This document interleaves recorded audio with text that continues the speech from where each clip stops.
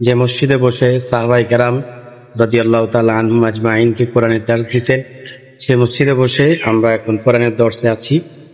মুহতারাম শুধু আমার জীবনের একটা বড় ধরনের স্বপ্ন ছিল, আমি আমার ভাষাভাষী যারা আছে বাঙালি তাদেরকে কোরআন 30 পারা তর্জমা আমি শোনাবো ইনশাআল্লাহ।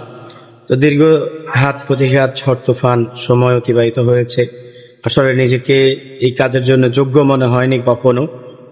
তবুও আমি চিন্তা করেছি কিছু না কিছু ফায়দা এবং উপকার হবে, এই আশায় আজকে থেকে মসজিদে নববীর মসজিদ থেকে এই জায়গা থেকে ইনশাআল্লাহ কোরআনের ধারাবাহিক 30 পারা তর্জমা আমরা শুরু করবো ইনশাআল্লাহ।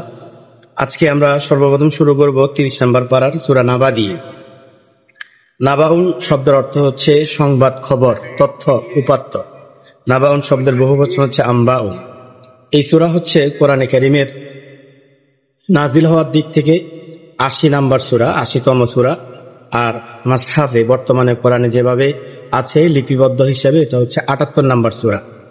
এই সূরার মূল যে থিম, যে কারণে আল্লাহ তাআলা এই সূরা নাজিল করেছেন, সূরা নাবার মধ্যে প্রথমে 5টা আয়াতের মধ্যে 1 থেকে 5 নম্বর আয়াতের মধ্যে আল্লাহ সুবহানাহু ওয়া তাআলা মক্কার পৌত্তলিক মুশরিক কাফের বেদিন যারা ছিল, যারা কিয়ামতকে অস্বীকার করত, বিশ্বাস করত না, তাদের এই বিষয়টা নিয়ে আল্লাহ তাআলা আলোচনা করেছেন। এরপর শেষে, সূরার শেষে যারা কিয়ামতকে বিশ্বাস করবে না তাদের পরিণতি কি হবে সেগুলো আল্লাহ তাআলা তুলে ধরেছেন। মাঝখানে 6 থেকে নিয়ে 16 নম্বর আয়াত, এই আয়াতগুলোর মধ্যে আল্লাহ তাআলা তার বড় বড় কিছু নিদর্শন তুলে ধরেছেন, যে নিদর্শনগুলো আপাত দৃষ্টিতে, আমাদের মানব দৃষ্টিতে আমাদের কারো পক্ষে এটা করা সম্ভব না।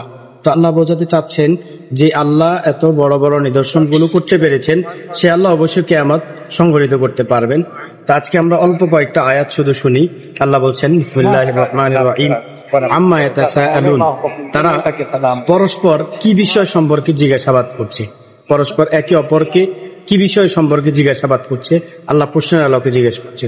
আবার আল্লাহ নিজেই বলছেন আনিন নাবাইল আযীম, দ্বিতীয় আয়াতে আল্লাহ বলছেন যে তারা এক বিরাট সংবাদ সম্পর্কে তারা জিজ্ঞাসাবাদ করছে। আল্লাযী হুম ফীহি মুখতালিফুন, যে বিষয়ে তারা পরস্পর নিজেরা মতবিরোধে লিপ্ত আছে, মানে তারা পরস্পর এই বিষয়টা নিয়ে মতবিরোধ করছে, এটা তারা একে অপরকে জিজ্ঞেস করছে। মূলত হচ্ছে তারা কিয়ামতকে বিশ্বাস করতো না, এজন্য তারা এগুলো একে অপরকে জিজ্ঞাসাবাদ করছে।